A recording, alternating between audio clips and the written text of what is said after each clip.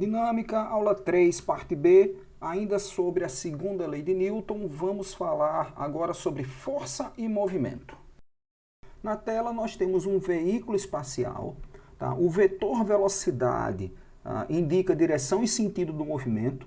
Nós temos uma força F, que é a força de propulsão deste veículo, e nós temos uma força-peso que está puxando ele, obviamente, com a característica da força-peso, está puxando para o centro da Terra, então está puxando para baixo, tá certo?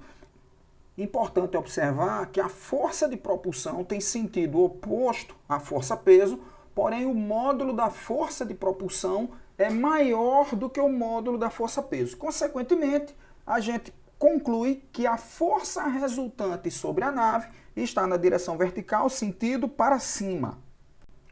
Conforme a gente explicou na aula anterior, os vetores força resultante e aceleração necessariamente vão apresentar a mesma direção e o mesmo sentido.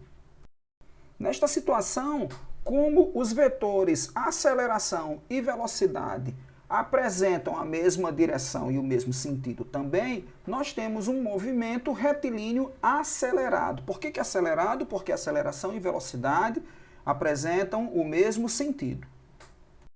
Bom, pessoal, como força e aceleração têm a mesma direção e sentido, eu posso analisar o movimento retilíneo acelerado comparando os sentidos dos vetores força resultante e velocidade. Isso está implícito que eles têm a mesma direção, tá certo? Até porque é uma trajetória retilínea.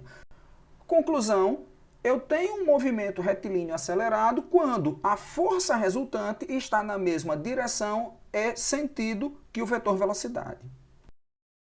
Vamos analisar uma outra situação. Agora, atenção, nós invertemos o sentido do vetor velocidade. A força de propulsão permanece a mesma, a força-peso permanece o mesmo, mas invertemos o sentido do vetor velocidade. O corpo agora está descendo. Então vamos lá, pessoal. Força resultante, direção vertical, sentido para cima. Vetor aceleração, direção vertical, sentido para cima. Porém, o vetor velocidade, direção vertical, sentido para baixo. E a gente já sabe que quando os vetores aceleração e velocidade apresentam sentidos opostos, nós temos um movimento retilíneo desacelerado. Porém, pessoal, a gente pode fazer esta mesma análise a partir dos vetores força resultante e velocidade. Então, temos um movimento retilíneo desacelerado quando temos a força resultante com sentido oposto ao sentido do vetor velocidade. Vamos analisar uma outra situação. Neste caso, a força resultante é vertical, com sentido para cima permanece. Um erro muito comum é achar que o corpo se move para cima, pois a força está para cima. E esse erro pode lhe custar muito caro.